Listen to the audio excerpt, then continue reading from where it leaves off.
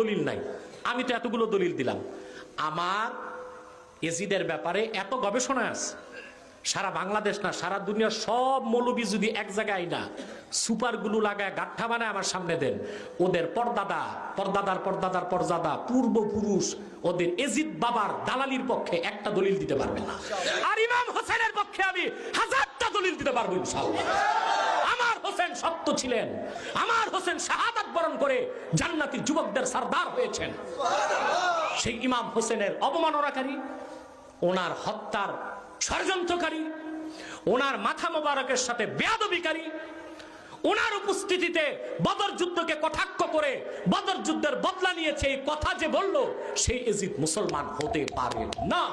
আমরা সুন্নিরা বলি এই জমিনে যদি এজিদ কাফের না হয় তাহলে কাফের হবে কে? কথা ঠিক না? এজিদ যদি কাফের না হয় কাফের হবে কে? এজিদ যদি মুনাফিক না হয় মুনাফিক হবে কে?